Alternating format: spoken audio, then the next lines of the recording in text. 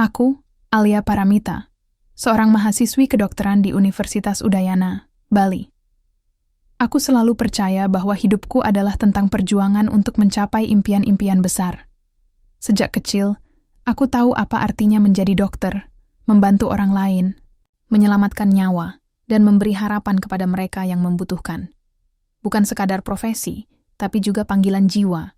Namun, semua itu terasa seperti mimpi buruk ketika hari-hari indah itu lenyap begitu saja dalam satu malam. Semuanya dimulai dari ayahku, Pak Budi Santoso. Ayah adalah seorang pengusaha sukses yang dikenal luas di kalangan bisnis lokal. Dia selalu menjadi sosok yang kukagumi, keras, berdedikasi, dan tak pernah menyerah pada kesulitan. Namun, semuanya berubah ketika sebuah skandal korupsi menghancurkan reputasi keluarga kami. Kasus itu melibatkan beberapa pejabat tinggi, dan meskipun ayah bukan otak utama di balik tindakan tersebut, namanya tetap tercantum sebagai salah satu tersangka. Semua aset keluarga disita, termasuk rumah kami di Denpasar, dan ayah akhirnya divonis penjara 5 tahun. Ibuku, Bu Ratri, yang biasanya ceria dan penuh semangat, kini tampak lemah dan rapuh. Ia jatuh sakit setelah mendengar vonis hakim di pengadilan. Seluruh tanggung jawab keluarga pun jatuh ke pundakku. Sebagai anak tunggal, aku merasa harus kuat demi ibu. Meski begitu, aku tidak tahu bagaimana caranya bertahan tanpa uang atau sumber daya apapun. Suatu sore, saat aku sedang membersihkan sisa-sisa barang yang bisa kami bawa ke kontrakan kecil di pinggiran kota Denpasar, Pak Rendra Prasetyo datang berkunjung. Aku sudah lama tidak melihatnya, sekitar 2 tahun mungkin. Pak Rendra adalah teman bisnis ayah, seorang duda paruh baya berusia 52 tahun dengan wajah yang dingin dan sikap formal. Kami hampir tidak pernah bicara dulu, karena dia lebih sering berinteraksi langsung dengan ayah. Namun, kali ini ia tampak berbeda. Ia datang membawa amplop tebal berisi dokumen-dokumen penting. "Ini solusi untuk keluargamu," katanya dengan nada tenang namun tegas. "Kau bisa melunasi semua utang keluargamu jika bersedia menikah denganku." Aku tertegun. "Apa? Menikah? Dengan Pak Rendra?" Pikiran itu terdengar begitu absurd sampai-sampai aku hampir tertawa keras. Bagaimana mungkin aku, seorang gadis berusia 22 tahun yang masih kuliah, harus mengorbankan masa depanku hanya demi melunasi utang keluarga? "Tidak mungkin," bentakku spontan. "Bagaimana dengan pendidikanku? Impianku menjadi dokter. Apakah semua itu harus hilang begitu saja?" Pak Rendra menatapku dengan ekspresi yang sulit dibaca. Ada sesuatu di matanya, entah kemarahan atau mungkin rasa iba. "Kau pikir aku senang melakukan ini?" katanya pelan. "Ini bukan soal diriku, Alia. Ini soal keluargamu. Jika kau tidak mau melakukannya, siapa lagi yang akan membantu ibumu? Kau lihat sendiri kondisinya, kan?" Aku memandang ibu yang duduk di kursi roda di sudut ruangan. Wajahnya pucat, tubuhnya kurus, dan napasnya terdengar berat. Hatiku terasa seperti dicekam oleh beban berat. Apakah aku benar-benar bisa meninggalkannya? Apakah aku cukup egois untuk mengejar impianku, sementara ibu membutuhkanku?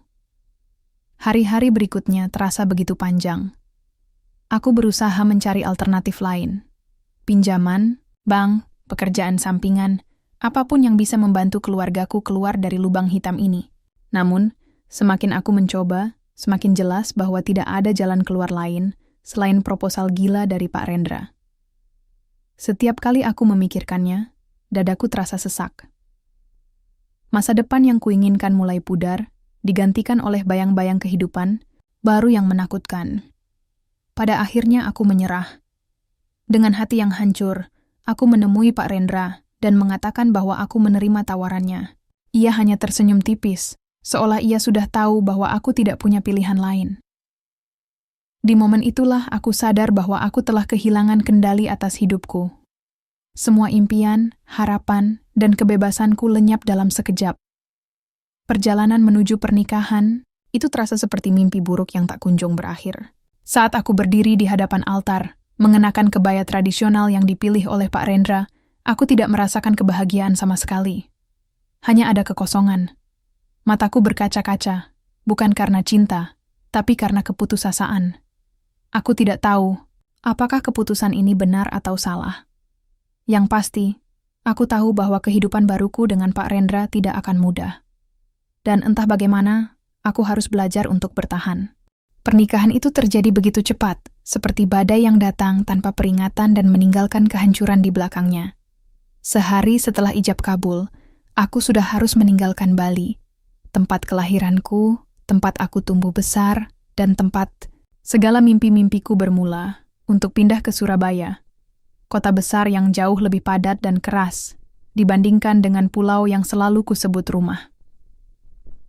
Rumah Pak Rendra, atau lebih tepatnya rumah kami sekarang, adalah sebuah bangunan megah, 2 lantai di kawasan elit Surabaya Selatan. Dari luar, rumah itu tampak sempurna. Pagar besi hitam tinggi, halaman luas dengan pepohonan rimbun, dan kolam renang berbentuk oval di sisi kanan halaman depan. Namun, bagi aku, semua kemewahan itu tidak ada artinya.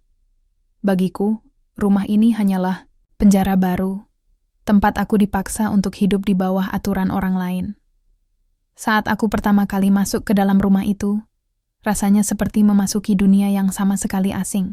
Ruangan-ruangan besar dengan langit-langit tinggi, furnitur mahal yang terlihat dingin dan tidak nyaman, serta lukisan-lukisan abstrak yang tergantung di dinding membuatku merasa semakin terasing.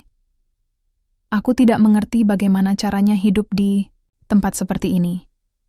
Semua barang-barangku dari Bali, pakaian, buku-buku kuliah, bahkan boneka kesayanganku, terasa begitu kecil dan tak berarti di tengah semua kemewahan ini. Namun, yang paling membuatku cemas adalah Pak Rendra sendiri. Dia tampak sangat formal, bahkan mungkin lebih formal daripada saat pertama kali ia datang menawarkan pernikahan itu. Setiap kali aku mencoba bicara dengannya, dia hanya menjawab dengan singkat, seringkali tanpa menatap mataku. Sikapnya membuatku semakin yakin bahwa pernikahan ini benar-benar hanyalah transaksi bisnis. Tidak ada cinta, tidak ada emosi, hanya perjanjian dingin antara dua pihak yang memiliki kepentingan berbeda. Selama beberapa minggu pertama, aku berusaha menyesuaikan diri. Pagi-pagi aku bangun dan membantu para pembantu membersihkan rumah. Bukan karena aku ingin melakukannya, tapi karena aku merasa perlu melakukan sesuatu agar tidak gila. Di malam hari, aku duduk di kamar tidur yang besar dan kosong, memandangi foto-foto lamaku bersama teman-teman kuliah di Bali. Kadang-kadang, aku menangis diam-diam, merindukan kebebasan yang pernah kumiliki. Namun, meskipun awalnya aku merasa bahwa Pak Rendra adalah sosok dingin tanpa hati, aku mulai menyadari bahwa ada sesuatu yang aneh tentangnya. Dia sering terlihat larut dalam pikirannya sendiri, terutama ketika ia sedang duduk di ruang kerjanya yang penuh dengan buku-buku filsafat dan sastra. Suatu sore, aku melihatnya memberikan amplop tebal kepada salah satu pengurus yayasan yatim piatu yang datang berkunjung. Saat mereka pergi, aku iseng bertanya kepada salah satu pembantu tentang kebiasaan Pak Rendra. Tuan kita memang suka membantu orang-orang yang membutuhkan, kata pembantu itu dengan nada hormat. Dia sering menyumbangkan uangnya untuk anak-anak yatim piatu, meskipun jarang ada yang tahu soal itu. Aku tertegun mendengarnya. Jadi, dia bukan hanya pria tua dingin yang membeli istri muda demi kepuasan ego. Ada sisi lain dalam dirinya yang belum aku ketahui.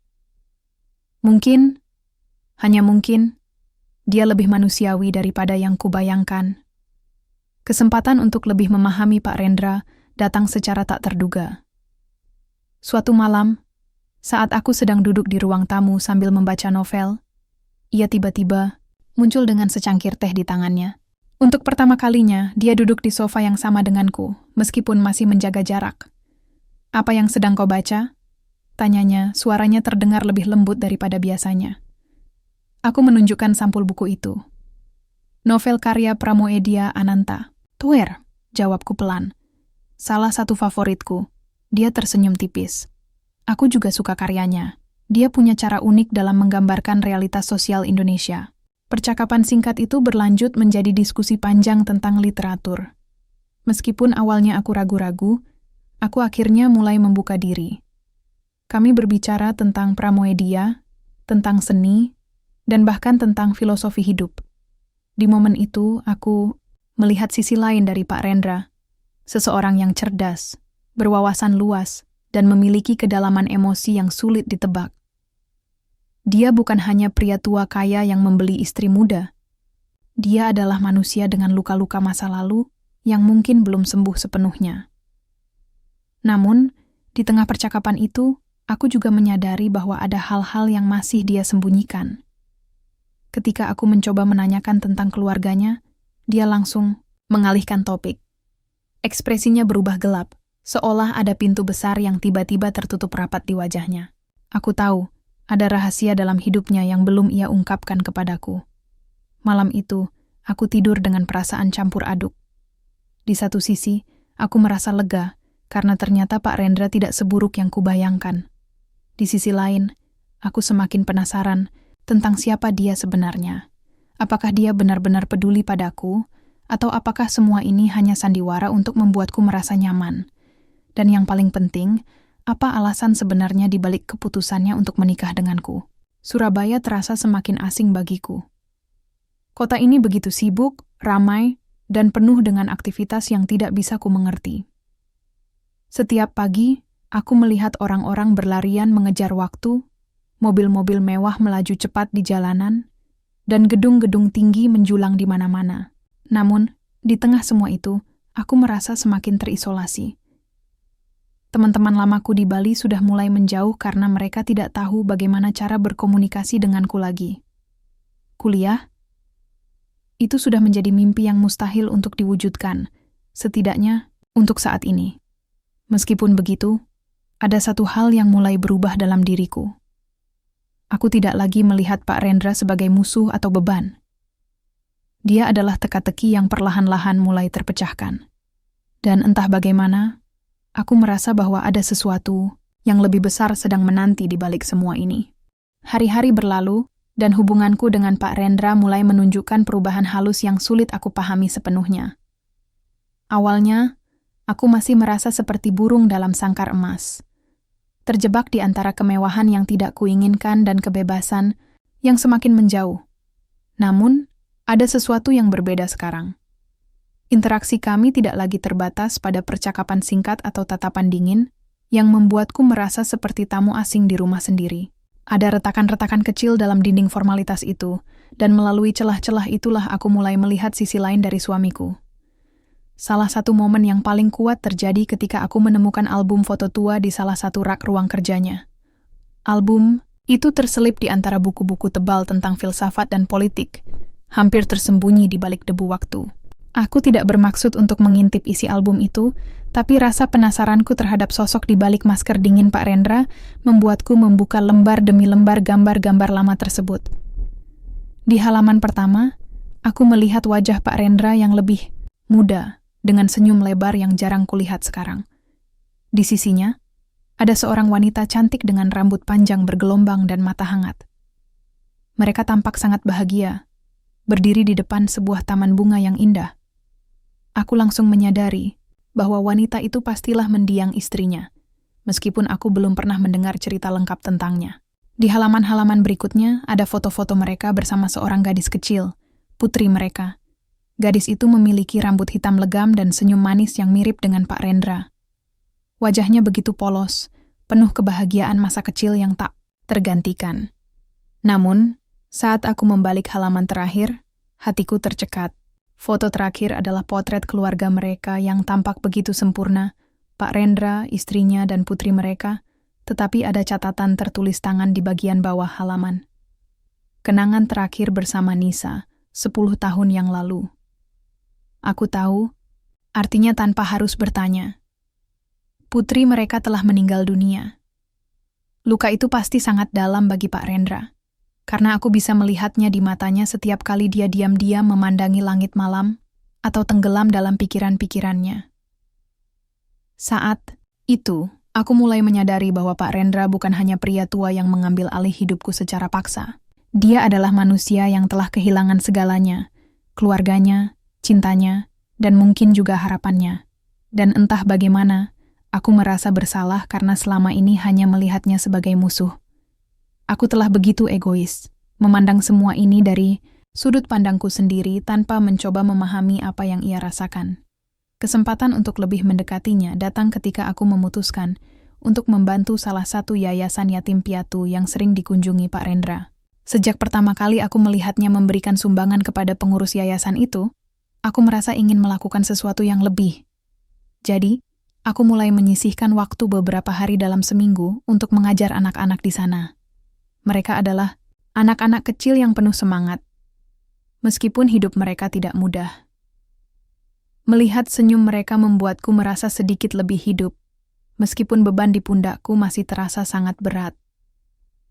Suatu sore, aku pulang ke rumah dengan wajah yang lebih cerah daripada biasanya. Saat aku masuk, Pak Rendra sedang duduk di ruang tamu, membaca buku seperti biasa. Namun kali ini, dia langsung menatapku dengan ekspresi aneh, setengah heran, setengah bangga. "Aku mendengar kau sudah mulai mengajar di yayasan itu," katanya pelan. Nada suaranya terdengar berbeda dari biasanya. Aku mengangguk. "Ya, aku hanya ingin membantu. Anak-anak di sana butuh dukungan, dan aku merasa ini adalah cara terbaik untuk menggunakan waktuku." Dia tersenyum tipis, tetapi ada kehangatan di matanya yang belum pernah kulihat sebelumnya. "Aku senang kau melakukannya," katanya. "Nisa juga suka sekali mengajar anak-anak kecil. Dia selalu bilang bahwa membantu orang lain adalah cara terbaik untuk merasa bahagia." Jantungku berdegup lebih cepat saat dia menyebut nama putrinya. Ini adalah pertama kalinya dia berbicara tentang Nisa di depanku. Aku tidak tahu harus berkata apa, jadi aku hanya diam, menatapnya dengan hati-hati. Dia melanjutkan, "Kau mirip dengannya, tahu?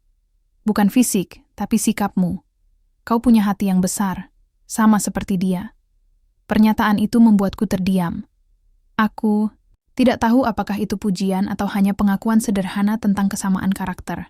Namun, entah bagaimana, kata-katanya membuatku merasa lebih dekat dengannya. Mungkin inilah awal dari ikatan yang lebih dalam antara kami. Namun, meskipun ada perubahan positif dalam hubungan kami, konflik internal di dalam diriku masih belum sepenuhnya terselesaikan. Setiap kali aku melihat buku-buku kedokteran yang kuletakkan di sudut kamar, aku merasa seperti ada lubang besar di dalam dadaku. Impian menjadi dokter belum mati sepenuhnya, tetapi rasanya semakin mustahil untuk diwujudkan. Bagaimana caraku melanjutkan studi jika aku harus tinggal di Surabaya dan memenuhi tanggung jawab sebagai istri Pak Rendra? Pertanyaan itu terus menghantui pikiranku. Sampai suatu malam, aku memutuskan untuk bicara terus terang dengannya. Kami sedang duduk di ruang makan, menikmati secangkir teh hangat seusai makan malam. Suasana tenang, hanya ada suara angin yang berbisik di luar jendela. "Pak Rendra," kataku pelan, "boleh aku bertanya sesuatu?" Dia menatapku, alisnya sedikit terangkat. "Tentu, apa itu?" Aku menarik napas dalam-dalam, mencoba mengumpulkan keberanian. Aku masih ingin melanjutkan kuliahku. Aku tahu situasi kita sekarang tidak mudah, tapi apakah mungkin bagiku untuk kembali kuliah, meskipun hanya part-time? Ekspresi Pak Rendra berubah kompleks. Ada kilatan kejutan di matanya, tapi juga ada sesuatu yang terlihat seperti kelegaan. Dia meletakkan cangkir tehnya di atas meja, lalu menatapku dengan intens. "Alia," katanya pelan, "aku tidak pernah berniat menghalangi impianmu. Aku tahu betapa pentingnya pendidikan bagimu. Hanya saja, aku tidak yakin apakah kau benar-benar ingin melanjutkan semuanya setelah semua yang terjadi." Aku mengangguk cepat. Aku tahu semuanya tidak akan mudah, tapi aku tidak bisa menyerah begitu saja. Ini adalah mimpi yang sudah kukejar sejak kecil. Aku ingin membuktikan bahwa aku bisa melakukannya, meskipun dalam keadaan seperti ini. Dia terdiam selama beberapa saat, seolah mempertimbangkan kata-kataku. Lalu dia tersenyum tipis. "Baiklah, aku akan mendukungmu. Kita bisa mencari cara agar kau bisa melanjutkan studi, meskipun mungkin tidak secepat yang kau inginkan. Tapi ingat, aku juga membutuhkanmu di sini." Perasaan lega dan haru meluap di dalam dadaku. Untuk pertama kalinya, aku merasa bahwa Pak Rendra benar-benar peduli padaku. Bukan hanya sebagai istri yang harus memenuhi kewajiban, tetapi sebagai individu yang memiliki impian dan harapan. Dia tidak hanya membeli kehidupanku, Dia mencoba memperbaiki apa yang rusak. Malam itu aku tidur dengan perasaan yang lebih ringan daripada minggu-minggu sebelumnya. Ada harapan baru yang mulai tumbuh di dalam hatiku. Meskipun jalannya masih gelap dan penuh tantangan, aku tahu bahwa aku tidak sendirian. Ada seseorang di sisiku yang siap membantu, meskipun dia sendiri masih membawa luka-luka dari masa lalu. Surabaya masih terasa asing bagiku, tapi aku mulai merasa bahwa mungkin, hanya mungkin, aku bisa menemukan tempatku di sini. Dengan Pak Rendra, dengan anak-anak di yayasan, dan dengan impian-impian yang perlahan-lahan mulai kugenggam kembali. Hari-hari berlalu dengan ritme yang lebih stabil, meskipun masih ada perasaan tidak nyaman yang mengendap di sudut hatiku.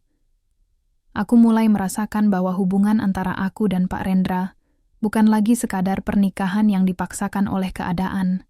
Ada kedekatan yang tumbuh secara perlahan, seperti benih kecil yang mulai bertunas di tanah tandus. Namun, semakin dekat aku dengannya, semakin banyak pertanyaan yang muncul dalam pikiranku. Siapa sebenarnya pria ini? Apa yang membuatnya bersedia menikahi gadis muda seperti aku hanya untuk melunasi utang keluargaku? Apakah semua ini benar-benar tentang membantu kami atau ada motif lain yang belum aku ketahui? Rasa penasaranku semakin memuncak ketika aku mulai memperhatikan detail-detail kecil tentang Pak Rendra. Dia seringkali terlihat tenggelam dalam lamunan panjang, terutama saat malam hari ketika dia duduk sendirian di ruang kerjanya. Kadang-kadang, aku mendengarnya bergumam pelan, seolah sedang berbicara dengan seseorang yang tak kasat mata. Pernah suatu kali, aku mendekati pintu kamar kerjanya, dan mendengar namaku disebutkan dalam percakapan telepon. Saat itu aku langsung menjauh, takut jika dia menyadari kehadiranku. Namun, rasa ingin tahuku semakin besar. Suatu sore, setelah aku pulang dari Yayasan Yatim Piatu, tempat aku mengajar, aku memutuskan untuk mencari jawaban atas semua pertanyaan yang mengganggu pikiranku. Untungnya, kesempatan itu datang lebih cepat daripada yang kuduga. Salah satu sahabat lama Pak Rendra, seorang pria paruh baya bernama Pak Hendra, datang berkunjung ke rumah. Mereka tampak akrab, tertawa lepas seperti dua orang yang telah saling mengenal selama bertahun-tahun. Saat mereka sedang asyik berbincang di ruang tamu, aku sengaja mendekat untuk mendengarkan pembicaraan mereka. "Aku tahu kau melakukannya demi keluarga Alia," kata Pak Hendra, nada suaranya terdengar prihatin. "Tapi apakah kau yakin ini adalah langkah yang tepat? Kau sudah cukup menderita setelah kepergian Nisa. Apakah kau siap untuk membuka diri pada cinta lagi?" Aku terkejut mendengar nama putri Pak Rendra disebutkan. Jadi, bahkan sahabatnya pun tahu betapa dalam lukanya setelah kehilangan anaknya. Namun, yang lebih mengejutkan adalah apa yang diucapkan Pak Rendra selanjutnya. "Aku tidak menikahinya karena cinta," katanya pelan, hampir seperti bisikan. "Aku melakukan ini karena aku ingin membantu keluarganya. Tapi, entah bagaimana, aku mulai merasakan sesuatu yang lain. Alia bukan hanya gadis biasa. Dia memiliki hati yang besar, sama seperti Nisa dulu. Aku tidak tahu apakah ini salah, tapi aku tidak bisa menyangkal bahwa aku mulai peduli padanya." Jantungku berdegup kencang mendengar pengakuannya. Jadi, dia benar-benar memiliki perasaan terhadapku, bukan hanya niat baik untuk membantu keluargaku, tetapi juga sesuatu yang lebih dalam. Pikiran itu membuatku bingung sekaligus tersentuh. Bagaimana mungkin seorang pria yang awalnya tampak begitu dingin dan formal bisa memiliki perasaan seperti itu? Namun, aku juga tidak bisa sepenuhnya mempercayainya. Apakah ini benar-benar cinta, atau hanya ilusi yang diciptakan oleh rasa bersalah dan kekosongan setelah kehilangan keluarganya? Setelah Pak Hendra pulang, aku berusaha untuk berpura-pura tidak mendengar percakapan mereka. Namun malam itu aku tidak bisa tidur. Aku terus memutar ulang kata-kata Pak Rendra di kepala. Akhirnya aku memutuskan untuk menghadapinya. Dengan hati berdebar-debar, aku mengetuk pintu kamarnya. "Masuk," katanya dari dalam. Aku membuka pintu pelan-pelan. Dia sedang duduk di kursi dekat jendela, memandangi langit malam yang gelap. Wajahnya terlihat lebih tua dari biasanya, seolah beban hidupnya semakin berat setiap hari. "Pak Rendra," kataku pelan, Ada yang ingin aku tanyakan. Dia menoleh, alisnya sedikit terangkat. Ada apa, Alia? Aku menarik napas dalam-dalam. Kenapa kau mau menikah denganku? Apakah benar-benar hanya untuk membantu keluargaku? Dia terdiam selama beberapa saat, seolah mencoba memilih kata-kata yang tepat. Lalu, dia menghela napas panjang. Ya, itu memang alasan utamanya. Keluargamu butuh bantuan, dan aku punya kemampuan untuk melakukannya.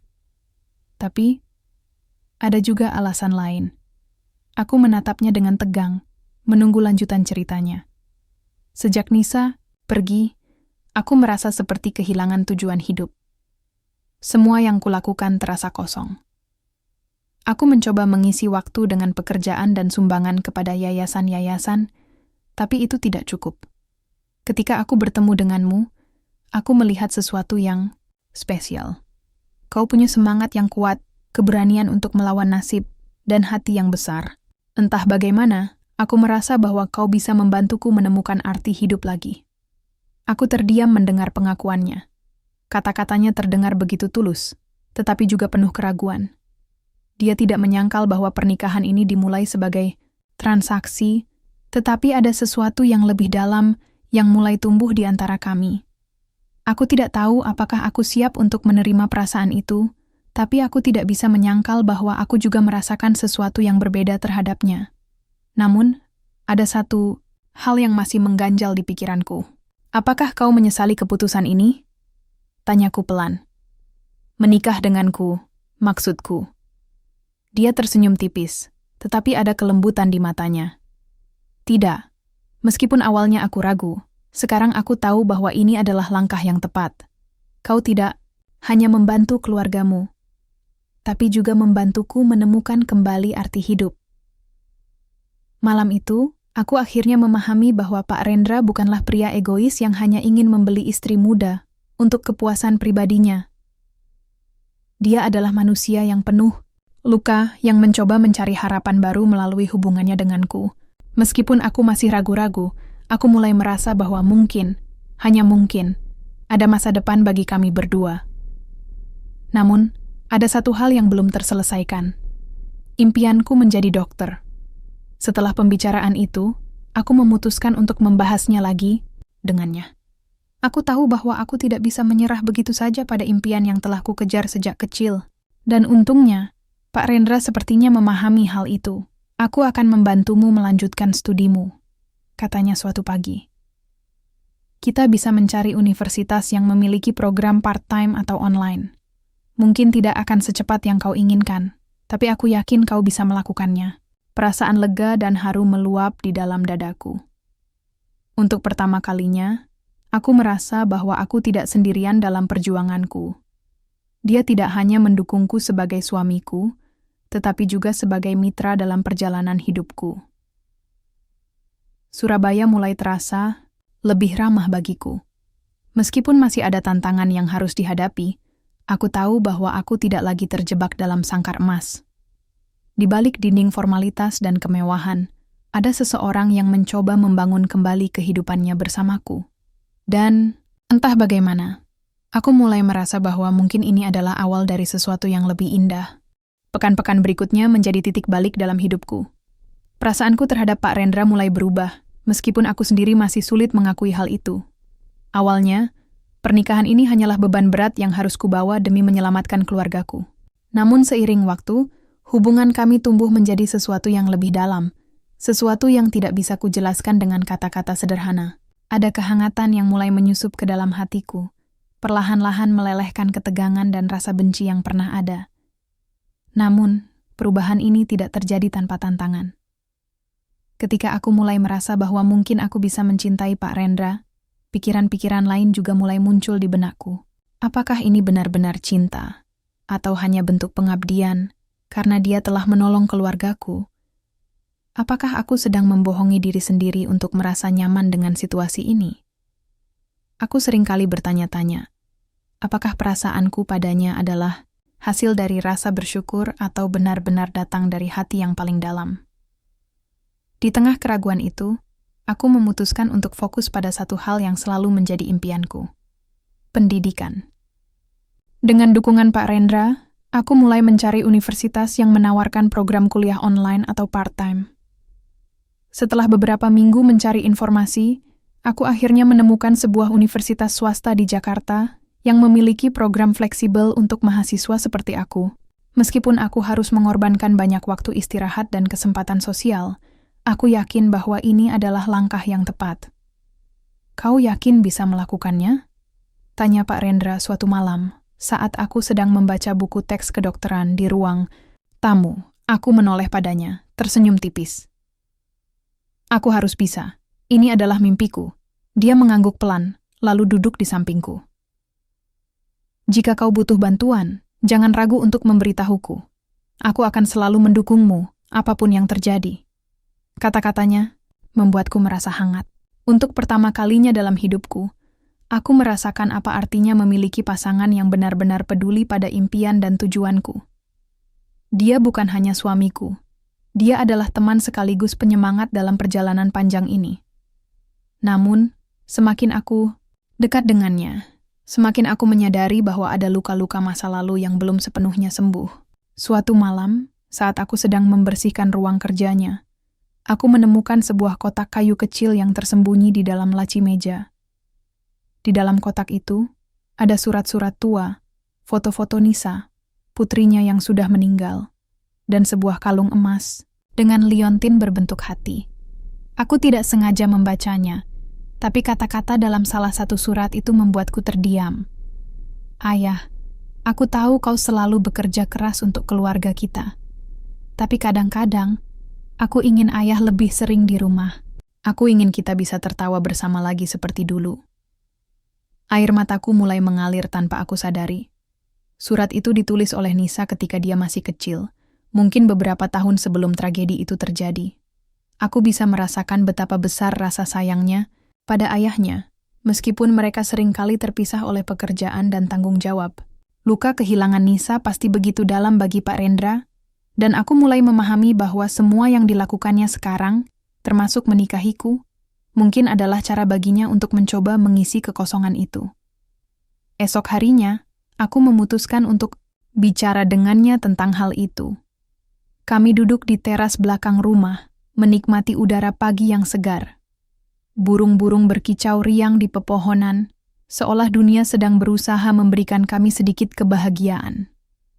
Aku menemukan kotak kecilmu kemarin, kataku pelan, takut jika dia akan marah. Dia menatapku, alisnya sedikit terangkat. Oh, aku mengangguk. Ada surat dari Nisa di dalamnya. Aku tidak sengaja membacanya. Dia terdiam selama beberapa detik, lalu tersenyum tipis.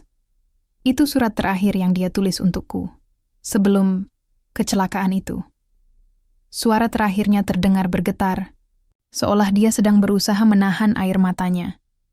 Aku menatapnya dengan hati-hati, tidak tahu harus berkata apa. Aku tahu kau pasti sangat mencintainya, kataku akhirnya, dan aku bisa merasakan betapa beratnya kehilangan orang yang paling berharga dalam hidupmu. Dia menghela napas panjang. Ya, aku sangat mencintainya, tapi aku juga gagal sebagai seorang ayah. Aku terlalu sibuk dengan pekerjaan, sampai-sampai aku tidak menyadari bahwa dia membutuhkanku lebih dari sekadar uang atau barang-barang mewah. Aku meraih tangannya, mencoba memberikan sedikit kehangatan. Tidak ada yang sempurna, Pak Rendra. Kau sudah melakukan yang terbaik untuk keluargamu. Mungkin sekarang waktunya bagimu untuk membangun kembali kehidupanmu. Dia tersenyum lembut, lalu menatapku dengan mata yang penuh emosi. Terima kasih, Alia. Kehadiranmu di sini. Entah bagaimana, kau membantuku menemukan kembali arti kebahagiaan. Mendengar kata-katanya, aku merasakan sesuatu yang baru di dalam hatiku. Ada perasaan hangat yang mulai tumbuh. Perasaan yang tidak bisa kujelaskan dengan kata-kata. Entah bagaimana, aku mulai merasa bahwa mungkin aku juga bisa mencintai pria ini, meskipun awalnya aku membencinya. Namun, kebahagiaan ini tidak berlangsung lama. Beberapa bulan setelah aku memulai program kuliah online-ku, aku mendapat kabar bahwa ibu di Bali kondisinya semakin memburuk. Dia membutuhkan perawatan intensif, dan aku harus segera kembali ke Bali untuk menjenguknya. Pak Rendra langsung menawarkan diri untuk mengantar aku pulang. Kau tidak perlu ikut, kataku pelan. Aku bisa pergi sendiri. Dia menggeleng. Aku ingin ikut. Lagi pula, aku juga ingin melihat ibumu. Akhirnya, kami berangkat ke Bali bersama-sama. Melihat kampung halamanku setelah sekian lama, membuatku merasa seperti kembali ke rumah. Namun, saat aku melihat kondisi ibu, hatiku hancur. Dia tampak lebih lemah daripada sebelumnya, tubuhnya kurus, dan napasnya terdengar berat. Dokter mengatakan bahwa ia menderita komplikasi akibat stres dan kelelahan. Selama seminggu, aku tinggal di Bali untuk merawat ibu, sementara Pak Rendra bolak-balik antara Surabaya dan Denpasar untuk mengurus pekerjaannya. Meskipun dia jarang berbicara, aku bisa melihat usaha kerasnya untuk membantu keluargaku. Dia bahkan membayar biaya rumah sakit dan obat-obatan tanpa mengeluh sedikit pun. Suatu sore, saat aku sedang duduk di samping tempat tidur ibu, Pak Rendra tiba-tiba masuk ke kamar. Dia membawa secangkir teh untukku, lalu duduk di kursi di sudut ruangan. Aku tahu kau ingin kembali ke Bali, katanya pelan. Aku tidak akan memaksamu untuk kembali ke Surabaya jika itu yang terbaik bagimu. Aku terkejut mendengar kata-katanya. Apa maksudmu? Dia tersenyum tipis. Aku tahu bahwa kau merasa lebih nyaman di sini.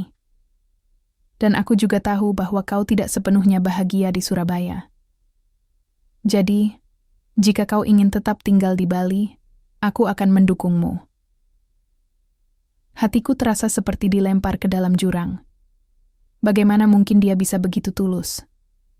Setelah semua yang telah dilakukannya untukku, dia masih bersedia melepasku demi kebahagiaanku sendiri? Aku tidak tahu harus berkata apa. Gumamku, suaraku bergetar. Dia mengangkat bahunya. Kebahagiaanmu adalah yang terpenting bagiku, Alia. Aku tidak ingin kau merasa terjebak dalam pernikahan ini. Mendengar kata-katanya, aku merasakan sesuatu yang baru di dalam hatiku. Selama ini, aku berpikir bahwa dia hanya ingin membantu keluargaku. Namun, sekarang aku tahu bahwa dia benar-benar mencintaiku. Bukan karena kebutuhan atau rasa bersalah, tetapi karena dia ingin melihatku bahagia. Setelah beberapa hari berpikir panjang, aku memutuskan untuk kembali ke Surabaya bersamanya. Aku tahu bahwa Bali adalah rumahku, tapi Surabaya adalah tempat di mana aku bisa membangun masa depan baru bersama Pak Rendra. Meskipun awalnya aku membencinya, sekarang aku mulai merasakan bahwa dia adalah bagian penting dari hidupku. Perjalanan kembali ke Surabaya terasa berbeda kali ini. Ada kehangatan di antara kami, sesuatu yang tidak pernah kurasakan sebelumnya. Entah bagaimana, aku mulai merasa bahwa mungkin inilah awal dari sesuatu yang indah. Kehidupan di Surabaya setelah keputusanku untuk kembali bersama Pak Rendra berjalan dengan ritme yang lebih tenang, meskipun ada bayang-bayang ketidakpastian yang masih menggantung di udara. Aku merasa seperti sedang meniti jembatan menuju dunia baru, sebuah dunia yang tidak lagi dipenuhi oleh rasa benci atau penyesalan, tetapi juga belum sepenuhnya penuh cinta dan kebahagiaan. Namun, satu hal yang pasti adalah bahwa aku mulai merasakan kedamaian dalam hatiku. Perlahan-lahan, perasaanku terhadap Pak Rendra berubah menjadi sesuatu yang mendalam, sesuatu yang sulit untuk aku abaikan.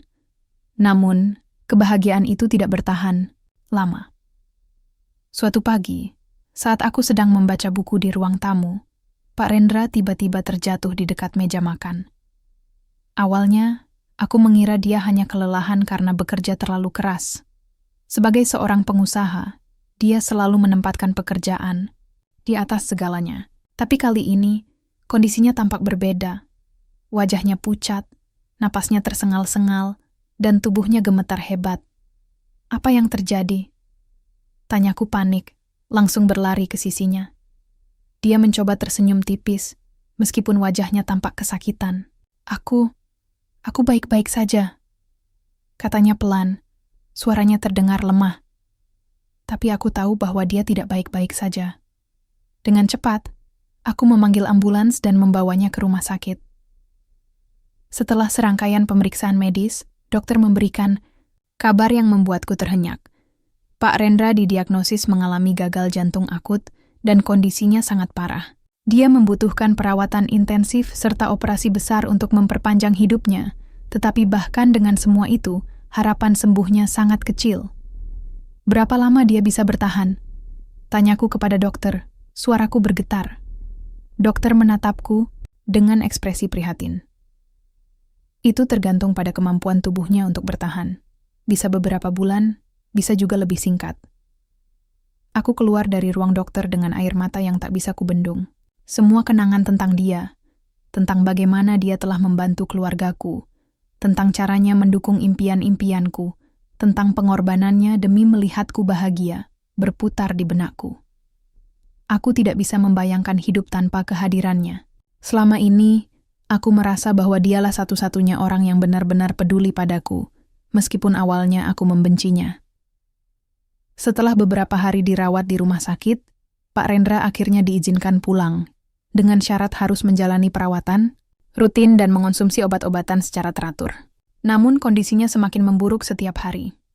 Dia tidak lagi memiliki energi untuk bekerja atau melakukan aktivitas sehari-hari. Aku pun memutuskan untuk fokus merawatnya, meskipun itu berarti aku harus menunda kuliah onlineku sementara waktu. Selama periode itu, hubungan kami menjadi lebih dekat daripada sebelumnya. Di malam-malam sunyi, kami seringkali duduk bersama di teras belakang rumah, menikmati keindahan langit malam yang penuh bintang. Kadang-kadang, dia bercerita tentang masa mudanya, tentang Nisa, dan tentang semua impian yang belum sempat dia wujudkan.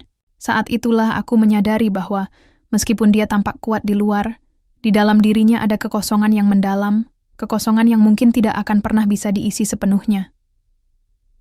"Kenapa kau begitu baik padaku?" tanyaku suatu malam, saat kami sedang duduk di teras. Dia tersenyum tipis, matanya memandang lurus ke langit. "Karena kau adalah harapanku, Alia. Kau adalah alasan mengapa aku masih ingin hidup, meskipun aku tahu bahwa waktuku tidak banyak lagi." Kata-katanya membuatku menangis diam-diam. Untuk pertama kalinya, aku benar-benar merasakan bahwa aku mencintainya. Bukan karena rasa bersyukur atau kewajiban, tetapi karena dia adalah seseorang yang telah memberikan segalanya untukku. Beberapa minggu kemudian kondisinya semakin memburuk. Dia hampir tidak bisa bangkit dari tempat tidur dan napasnya semakin tersengal-sengal. Namun, meskipun tubuhnya melemah, matanya tetap penuh dengan cinta dan kasih sayang. Suatu malam, saat aku sedang duduk di samping tempat tidurnya, dia menggenggam tanganku dengan lembut. "Alia," katanya pelan, suaranya nyaris berbisik. Aku ingin kau tahu bahwa aku tidak pernah menyesali keputusan untuk menikahimu. Kau adalah anugerah terbesar dalam hidupku." Air mataku mengalir deras. Aku meraih tangannya erat-erat, mencoba menahan emosiku. "Jangan bicara seperti itu," kataku dengan suara bergetar. "Kau akan sembuh. Kita akan melewati ini bersama-sama." Dia tersenyum lemah, lalu menutup matanya. "Terima kasih telah mengajariku arti cinta lagi, Alia." Esok harinya, Pak Rendra menghembuskan napas terakhirnya dalam tidur. Hatiku hancur berkeping-keping. Rasanya seperti ada bagian dari diriku yang hilang selamanya. Aku menangis selama berjam-jam, merasa kehilangan sosok yang telah menjadi bagian penting dari hidupku. Namun, meskipun kehilangan itu begitu menyakitkan, aku tahu bahwa aku tidak boleh menyerah. Pak Rendra telah memberikan segalanya untukku, dan sekarang saatnya bagiku untuk melanjutkan warisannya. Aku kembali ke Bali untuk merawat ibu, sambil melanjutkan kuliah onlineku. Setahun kemudian, aku berhasil lulus sebagai dokter. Dengan uang, warisan yang ditinggalkan Pak Rendra, aku mendirikan sebuah klinik gratis di lingkungan miskin di Surabaya, atas namanya. Setiap kali aku melihat senyum pasien-pasien di klinik itu, aku merasa bahwa Pak Rendra masih ada di sisiku. Dia mungkin sudah tiada, tapi cinta dan pengorbanannya akan selalu hidup dalam setiap langkah yang aku ambil. Hidup ini memang penuh dengan ujian, tetapi aku belajar bahwa cinta sejati bukanlah tentang memiliki, melainkan tentang memberi. Dan meskipun akhir cerita ini terasa pahit, aku tahu bahwa aku telah menemukan makna sejati dari kehidupan melalui perjalanan ini.